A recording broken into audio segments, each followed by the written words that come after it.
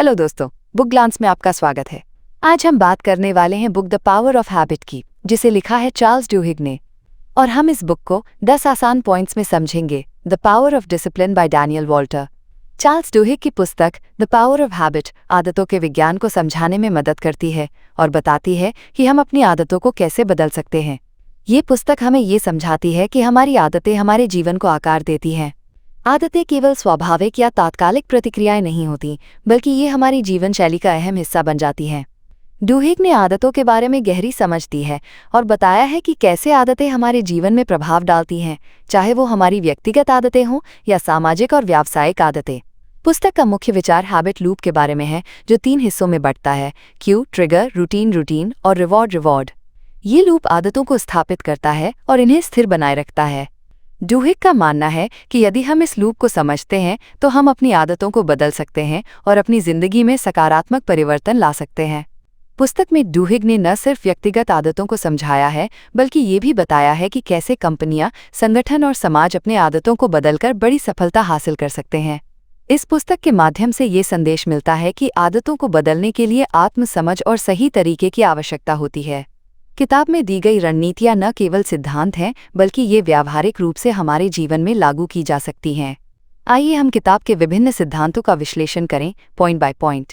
Point 1, आदतों का विज्ञान और हैबिट लूप।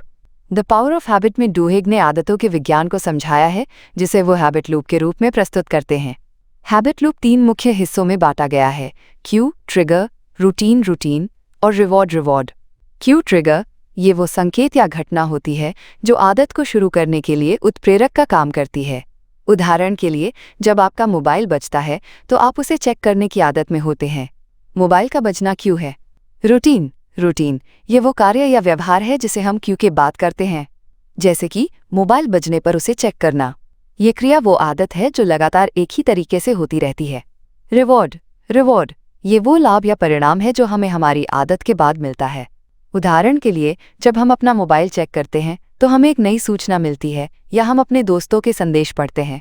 यह परिणाम हमें संतुष्टि और खुशी देता है, जो हमें आदत को जारी रखने के लिए प्रेरित करता है। यह आदत लूप तब तक चलता रहता है जब तक हम इसे बदलने की कोशिश नहीं करते। ड्यूहिग का मानना है कि आदतों को बदलने के लिए हमें इस लूप के किसी भी हिस्से को समझना और उसमें सुधार करना होता है। आदतों को बदलने के लिए सबसे पहले हमें ये पहचानने की ज़रूरत है कि कौन सा क्यू ट्रिगर आदत को शुरू करता है। फिर हमें उस रूटीन को बदलने की कोशिश करनी चाहिए और अंत में रिवॉर्ड को भी समझना चाहिए, ताकि हमें नई आदतें स्थापित करने में मदद मिल सके। इस प्रक्रिया के माध्यम से हम अपनी पुरानी नकारात्मक आदतों को नए सकारात्मक रूटीन से बदल सकते हैं, जिससे हमारी जीवन शैली और उत्पादकता में सुधार हो सकता है। अब आप मुझे बताइए जब आप अगले बिंदु के बारे में जानना चाहें। पॉइंट 2, आदतों को बदलने का तरीका, how to change habits. Charles Duhigg ने अपनी पुस्तक में आदतों को बदलने के एक प्रभावी तरीके का वर्णन किया है।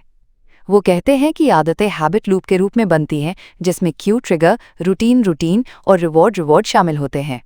यदि हमें अपनी आदतों में बदलाव करना है तो हमें इस लूप को समझकर उसमें बदलाव करना होगा। आदतों को बदलने का सबसे प्रभावी तरीका है रूटीन को बदलना, जबकि क्यू और रिवॉर्ड को बरकरार रखना। क्यू को पहचानना। सबसे पहले हमें ये पहचानना होगा कि कौन सा क्यू हमारी आदत को शुरू करता है। उदाहरण के लिए, यदि हर बार जब आप अपने फ़ोन को चेक करते हैं तो आपके मन में चाय पीने की इच्छा होती है, तो फ़ोन का चेक करना क्यू हो सकता है। इस क्यू को पहचानने से हम अपने व्यवहार को बदलने में सक्षम होते हैं। रूटीन को बदलना। अब हमें उस रूटीन को बदलने की आवश्यकता है।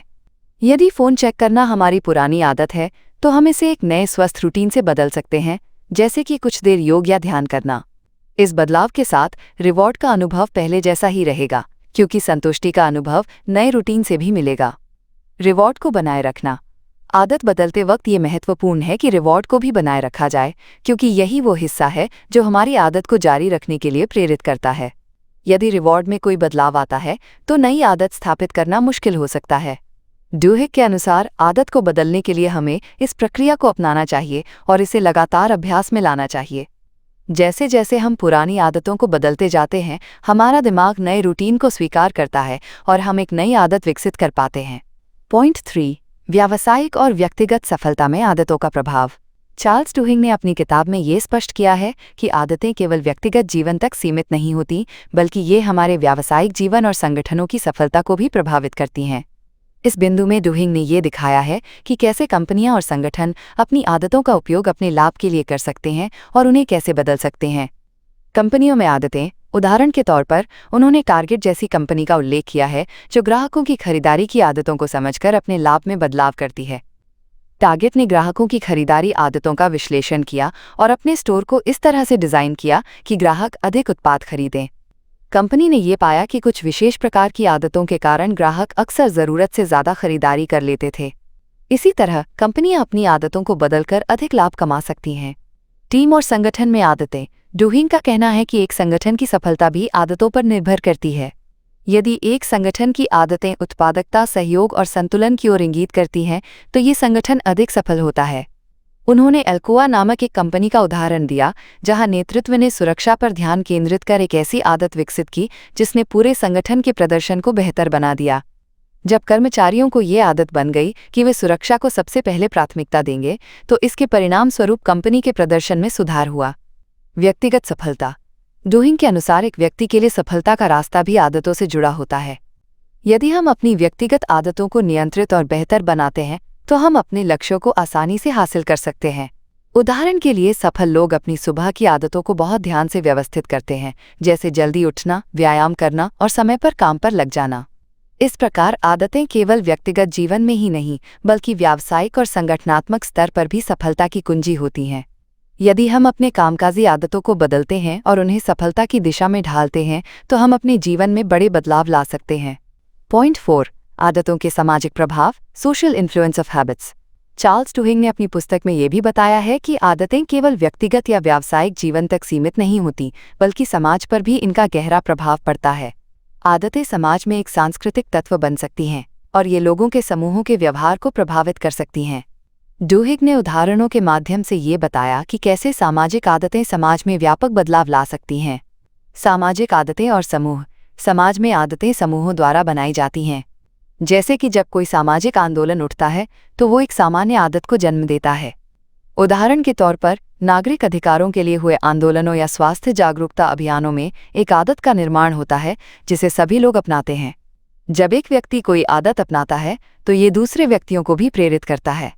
इसी प्रकार अगर समाज में एक आदत विकसित हो जाती है, तो ये पूरी जनसंख्या को प्रभावित कर सकती है। सामाजिक मान्यताएं और आदतें। डूहिंग के अनुसार समाज में ये आदतें कभी कभी सामाजिक मान्यताओं और नियमों से प्रभावित होती हैं।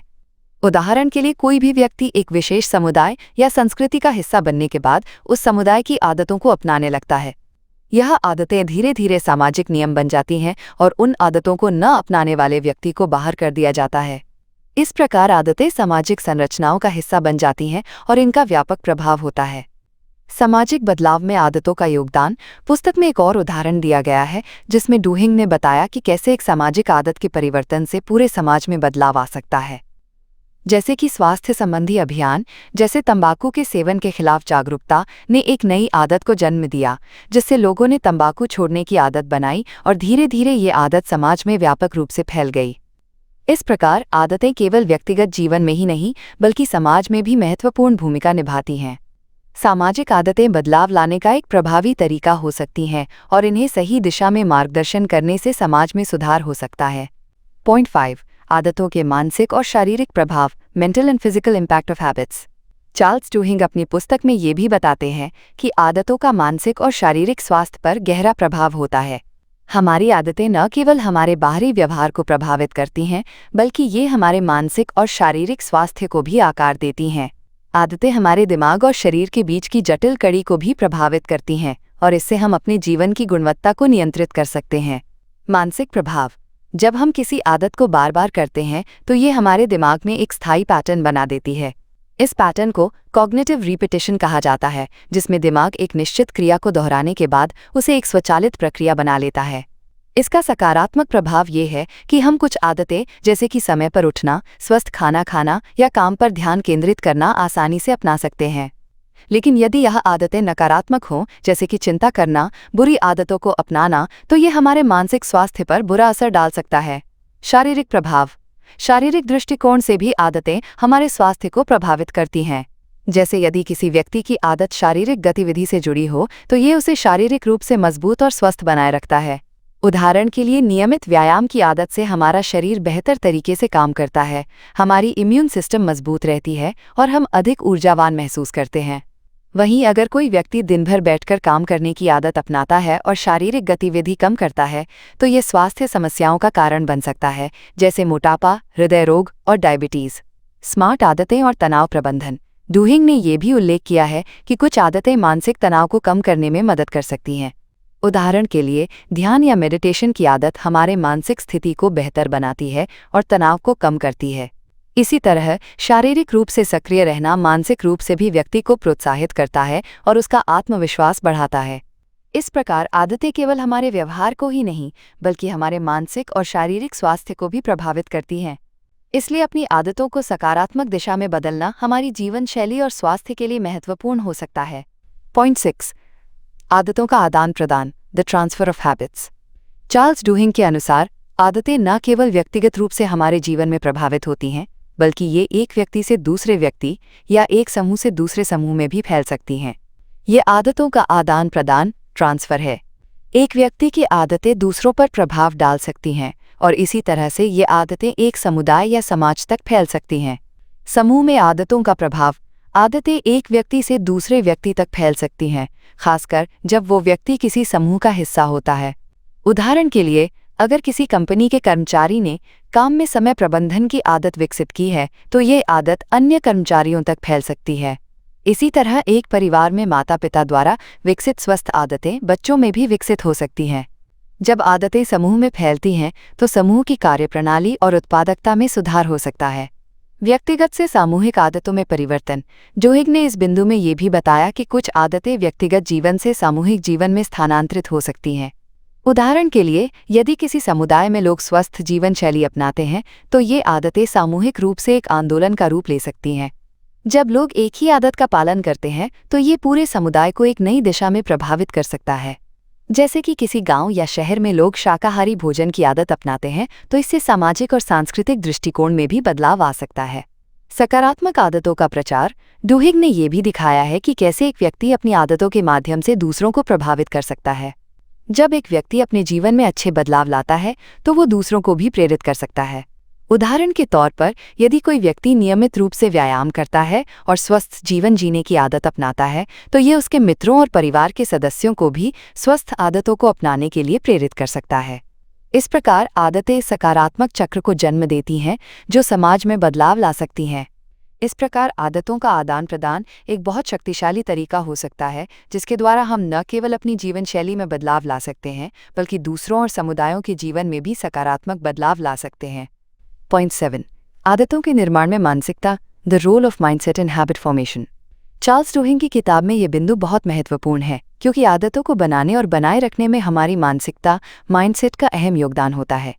डूहिंग ने बताया है कि आदतें केवल उस कार्य को बार बार करने से नहीं बनती, बल्कि हमारी मानसिकता और दृष्टिकोण भी बहुत मायने रखते हैं।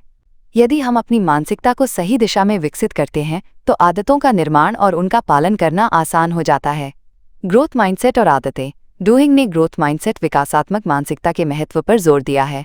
जब हमारे पास ये मानसिकता होती है कि हम अपनी आदतों को सुधार सकते हैं और उन्हें बेहतर बना सकते हैं, तो हम किसी भी कठिनाई को पार करने के लिए प्रेरित रहते हैं। विकासात्मक मानसिकता हमें विश्वास दिलाती है कि हम लगातार सीख सकते हैं और अपनी आदतों को सुधार सकते हैं। इससे हम न केवल अपनी आदतों को बेहतर बनाते हैं, बल्कि किसी भी प्रकार की असफलता से निराश होने के बजाय उसे सीखने का अवसर मानते हैं। सकारात्मक मानसिकता का प्रभाव। जब हमारी मानसिकता सकारात्मक होती है, तो हम आसानी से अपने लक्ष्यों को प्राप्त कर सकते हैं।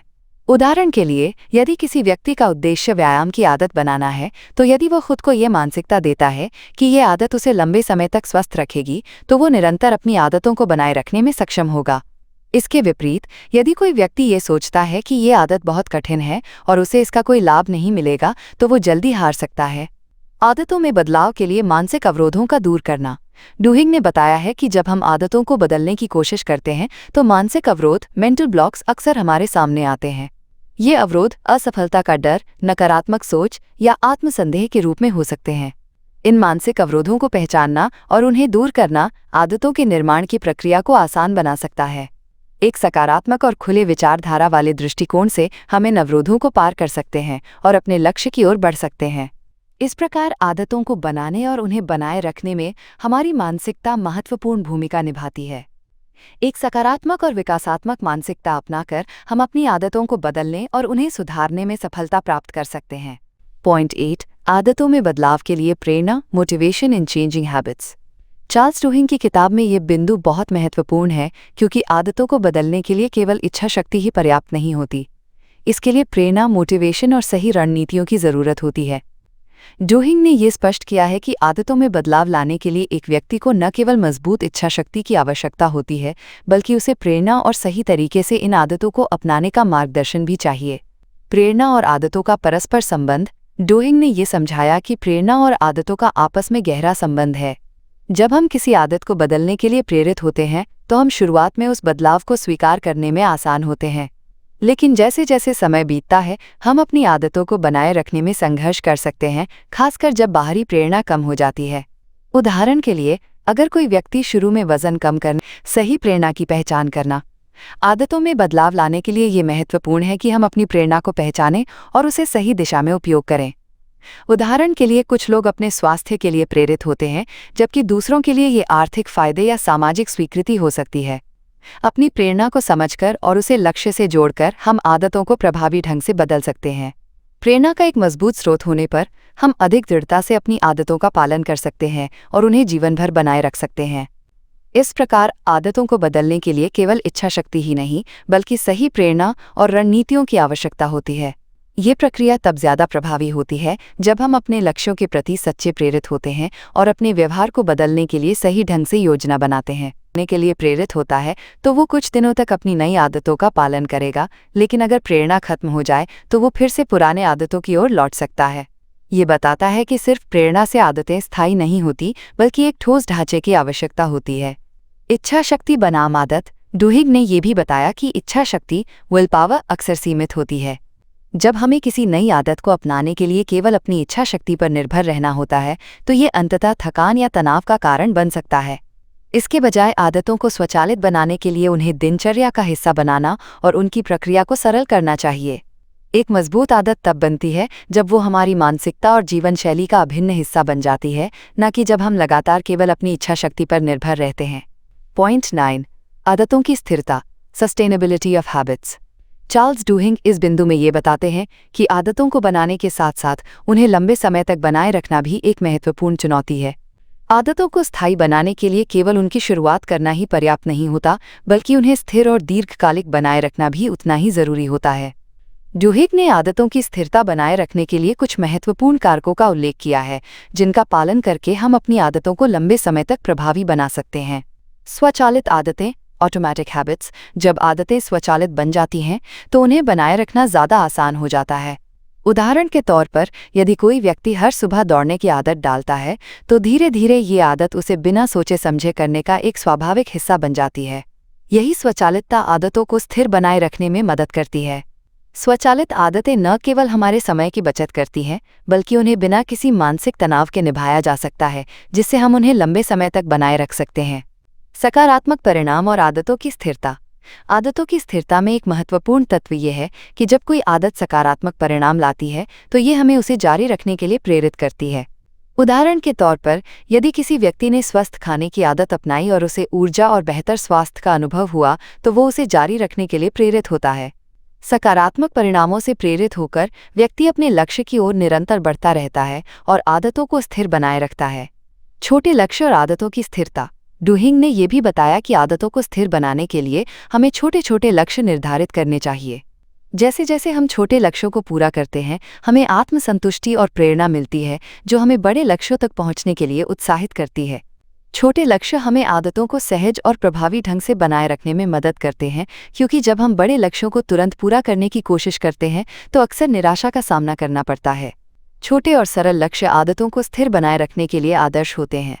समय के साथ अनुकूलन। आदतें समय के साथ बदलती हैं और उन्हें बदलते समय के अनुसार अनुकूलित करना जरूरी होता है। जैसे जैसे हमारी जीवन शैली और प्राथमिकताएं बदलती हैं, हमें अपनी आदतों को भी उसी तरह से अनुकूलित करना चाहिए। उदाहरण के तौर पर, किसी व्यक्ति ने जब शारीरिक गतिविधियों को अपनी दिनचर्या में शामिल किया, तो समय के साथ उसकी आदतों में बदलाव हो सकता है। जैसे कि पहले वो दौड़ता था, अब वो जिम जाना पसंद करता है। इस प्रकार आदतों में अनुकूलन क्षमता होती है जो उन्हें स्थिर बनाए रखने में मदद करती है। इस प्रकार आदतों को स्थिर बनाए रखने के लिए ये ज़रूरी है कि वे स्वचालित हो जाएं, सकारात्मक परिणाम उत्पन्न करें, छोटे लक्ष्य निर्धारित करें और समय के साथ अनुकूलित हों। इन तत्वों को ध्यान में रखते हुए हम अपनी आदतों को लंबे समय तक प्रभावी रूप से बनाए रख सकते हैं। पॉइंट 10। आदतों का सामाजिक प्रभाव, the social influence of habits. Charles Duhigg ने अपनी किताब में आदतों के सामाजिक प्रभाव पर भी चर्चा की है, जो ये दिखाता है कि हमारे आसपास के लोग और समाज भी हमारी आदतों को प्रभावित कर सकते हैं। आदतों का न केवल व्यक्तिगत बल्कि सामाजिक स्तर पर भी गहरा असर होता है और ये प्रभाव सकारात्मक और नकारात्मक दोनों तरह का हो सकता है। हमारी आदतें समाज से जुड़ी होती हैं और जब हम एक समूह का हिस्सा होते हैं तो हम अनजाने में दूसरों की आदतों से प्रभावित होते हैं और अपनी आदतें उनके अनुसार ढालते हैं। समूह दबाव, ग्रुप प्रेशर, आदतें समूह के दबाव के तहत भी विकसित हो सकती हैं। जब हम किसी समूह का हिस्सा होते हैं तो हम चाहते हैं कि हमारी आदतें उस समूह के अन्य लोगों से मेल खाती हों। उदाहरण के तौर पर, अगर कोई ऑफिस में अपनी टीम के साथ अच्छे संबंध बनाना चाहता है तो वो उनके जैसे कार्य करने की आदतें अपनाता है। यही कारण है कि समूह में रहने से आदतों का आदान प्रदान होता है और हम अनजाने में दूसरों की आदतों को अपना लेते हैं। यह दबाव कभी सकारात्मक हो सकता है, जैसे स्वस्थ आदतें अपनाना, लेकिन कभी नकारात्मक भी हो सकता है, जैसे गलत आदतें अपनाना। सामाजिक आदतें और पहचान। समाज के साथ हमारी पहचान का भी आदतों से गहरा संबंध होता है। हम अपनी आदतों के माध्यम से ये व्यक्त करते हैं कि हम किस समाज या समूह का हिस्सा हैं। उदाहरण के लिए, यदि एक व्यक्ति फिटनेस और शारीरिक स्वास्थ्य में रुचि रखता है तो वो ये आदत अन्य फिटनेस प्रेमी समुदायों के साथ साझा करेगा। इसी तरह किसी विशेष सांस्कृतिक या धार्मिक समूह के सदस्य अपनी आदतों को उस समूह के मान्यताओं के अनुसार अपनाते हैं। इस प्रकार आदतें समाज की पहचान और समूह से जुड़ी होती हैं, जो हमारी सामाजिक भूमिका को स्पष्ट करती हैं। सकारात्मक आदतों का सामूहिक प्रभाव। अगर एक व्यक्ति सकारात्मक आदतें विकसित करता है तो ये अन्य लोगों को भी प्रेरित कर सकता है। उदाहरण के लिए, यदि किसी कर्मचारी ने अपने ऑफिस में समय प्रबंधन की आदत विकसित की तो ये उसकी टीम के अन्य लोगों को भी प्रेरित कर सकता है और इससे पूरे टीम की कार्यक्षमता में सुधार हो सकता है। इसी तरह परिवार में माता पिता के द्वारा अपनाई गई स्वस्थ आदतें बच्चों में भी विकसित हो सकती हैं और ये पूरे परिवार की जीवन शैली को प्रभावित करती हैं। नकारात्मक आदतों का फैलाव। इसी तरह नकारात्मक आदतें भी समाज में फैल सकती हैं। जैसे, यदि किसी समूह में देर से उठने या आलस्य की आदत हो तो ये आदतें अन्य समूह के सदस्यों को भी प्रभावित कर सकती हैं। इस प्रकार समाज में आदतें न केवल व्यक्तिगत जीवन में बदलाव लाती हैं बल्कि वे पूरे समुदाय के व्यवहार को भी प्रभावित कर सकती हैं। इस प्रकार आदतें समाज के भीतर हमारे स्थान और हमारे समूह के साथ जुड़ी होती हैं। समूह का दबाव, सामाजिक पहचान और आदतों का आदान प्रदान एक व्यक्ति के जीवन में महत्वपूर्ण भूमिका निभाते हैं। ये दिखाता है कि हम अपनी आदतों को बदलने के लिए न केवल खुद पर ध्यान केंद्रित करें बल्कि अपने सामाजिक परिवेश को भी समझें और वहां से प्रेरणा लें। निष्कर्ष .पू चार्ल्स ड्यूहिंग की किताब द पावर ऑफ हैबिट ने ये स्पष्ट किया है कि आदतें हमारे जीवन में कितनी महत्वपूर्ण भूमिका निभाती हैं और इन्हें समझकर हम अपने जीवन को कैसे बेहतर बना सकते हैं। किताब में ये दिखाया गया है कि आदतों का निर्माण और उनका बदलना एक वैज्ञानिक प्रक्रिया है जिसमें समय, मानसिकता और सही रणनीतियाँ शामिल होती हैं। हम ये समझ सकते हैं कि आदतों को बदलने के लिए केवल इच्छा शक्ति नहीं बल्कि प्रेरणा, सही मानसिकता और सामाजिक वातावरण भी महत्वपूर्ण होते हैं। द पावर ऑफ हैबिट ने हमें ये भी बताया कि आदतें कैसे हमारे मस्तिष्क में क्यू रूट रिवॉर्ड के रूप में एक पैटर्न के रूप में बनती हैं और इसे बदलने के लिए हमें उस पैटर्न को समझकर उसे बदलने की दिशा में काम करना चाहिए। किताब में ये भी बताया गया है कि आदतें केवल व्यक्तिगत जीवन में नहीं बल्कि हमारे सामाजिक, पारिवारिक और कार्यस्थल पर भी गहरा असर डालती हैं। हम अपने आसपास के लोगों और समाज से प्रभावित होते हैं और इसी तरह आदतें फैलती हैं। आखिरकार ड्यूहिंग ने ये भी बताया कि आदतों को स्थायी और स्थिर बनाए रखने के लिए हमें उन आदतों के परिणामों को सकारात्मक बनाना चाहिए और अपने जीवन में छोटे लक्ष्यों को निर्धारित करके उन्हें साकार करना चाहिए। आदतों के बारे में इस किताब से प्राप्त ज्ञान हमें ये समझने में मदद करता है कि हम अपनी आदतों को सुधार सकते हैं, उन्हें स्थायी बना सकते हैं और अपने जीवन में सकारात्मक बदलाव ला सकते हैं। इस प्रकार द पावर ऑफ हैबिट केवल आदतों के निर्माण पर नहीं बल्कि आदतों के सामाजिक, मानसिक और व्यक्तिगत प्रभावों पर भी रोशनी डालती है, जो जीवन को बदलने के लिए एक सशक्त उपकरण साबित हो सकती है।